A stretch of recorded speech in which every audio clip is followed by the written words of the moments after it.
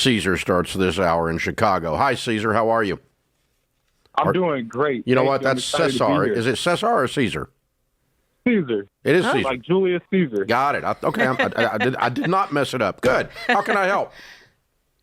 Thank you so much. I'm 26 years old, tuned in from Chicago. I have approximately $100,000 in my savings. I have approximately $50,000 in mutual funds that it's parked in a Roth IRA, Roth 401k. And I feel like I have a lot of options. There's a lot of pressure to buy. I'm thinking about buying a building. And it's putting a lot of pressure on me, but it's a lot of options. I really don't know what to do at the moment, and I would like your advice about my situation. Do you have any debt? Zero debt. Zero debt. Way to go. Are you married? I am not married. Why hasn't some woman snapped you up? I know, You're that's sharp. right. No, there's a woman. Trust me. Yeah. Man, you're killing it. Way Very to go. good. You're killing it. Way to go. I'm proud of you. So is your Thank you. personal residence paid off as well? Or are you a buyer yet? I am renting at the moment in Chicago, and this is my situation for renting. Mm-hmm. It's a 2-bedroom. It's $1,000 a month, and I'm splitting it with a roommate, $500 each. Wow. Stole that. So you're not in a hurry to get out of that. No, that's a deal. I know. So I what's the assume deal? they're not shooting down the street, are they?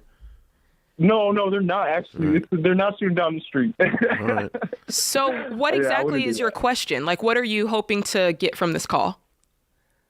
Okay, there's a general question and specific question. I'm feeling a lot of pressure to buy my own building, a multifamily unit home, and to move into that. Who is pressuring you? Mm-hmm.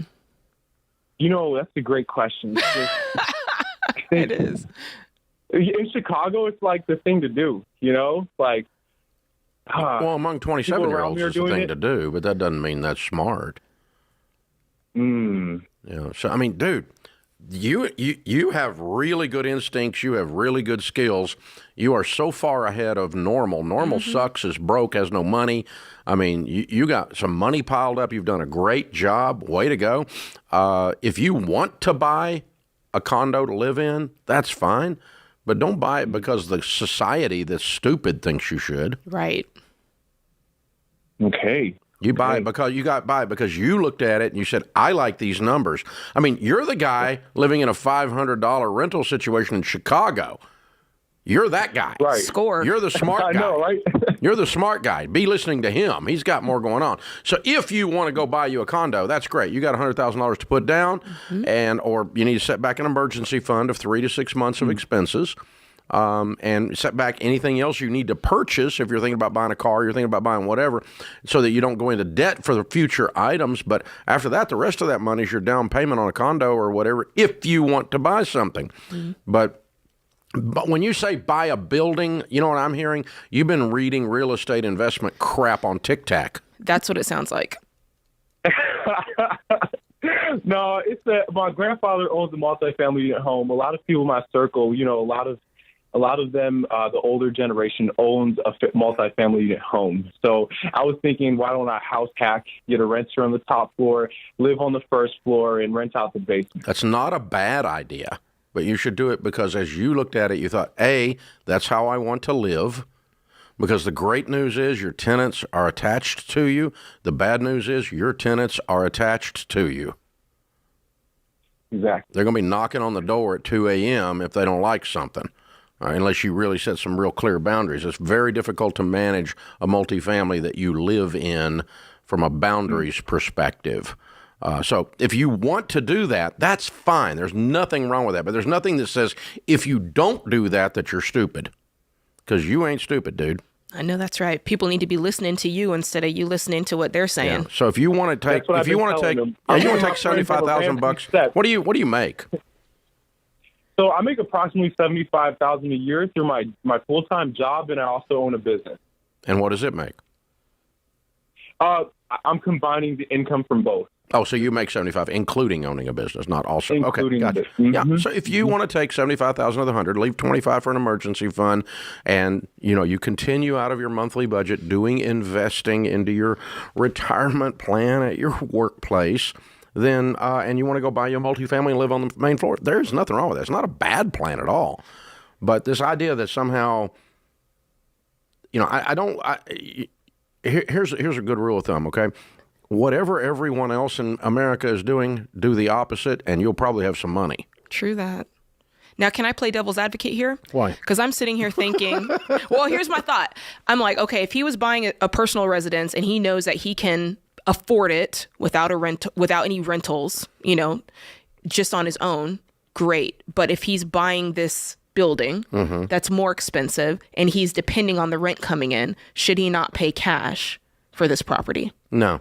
It wouldn't matter. If it's your residence and you're going to take out a mortgage, as long as you can pay the payments, and if you have to have the rent to pay the payments, no. That's what I want. That's what my thing with Cesar. I want to make sure he doesn't need the rent from the other people living upstairs or downstairs. You don't go buy something that you can't. If your renters all don't pay, you can't be up a creek. Right. So you got to be able to afford this regardless if you have renters, Cesar. That's just a little thought there. That'll keep, because here's, when you have an empty apartment and you have to make payments, you become desperate. And when you become desperate, right after that, you get stupid. And that's when you put the wrong tenant in and you create a bigger mess than an empty apartment created. That's true. And so if you don't have to make the payments, if you don't have to have somebody to stay alive, right, inside the unit there, then you make better decisions on who goes in to the unit. Well, he's got his family, but I'm also thinking your family is also the ones that is like, hey, this month's a little tight. Give me till next month. So there's a little stuff there that he might need to consider before going in. Absolutely. But overall, do it because it's the lifestyle you want to live. I want to live on the first floor. I'm willing to do that at this phase of my life. I'm willing to deal with tenants next door. I'm not doing this because my grandpa did it. Right. Yeah. I'm not doing this because I saw it on TikTok. We're not doing that. And, until we arrived on the TikTok scene about a month ago, you could pretty well say that whatever was said on there was useless. Garbage. We're trying to displace it with some wisdom. So I've had a few things posted on there that did 10, 20 million views and that kind of stuff. Thank you guys, I guess. I think I should thank you. But, yes, thank the people because they're making the views go. Yeah, well, I mean, we got to put something good on there to try to redeem the platform. But it's more full of get rich quick crap than anything I've seen since midnight cable. This is the Ramsey Show.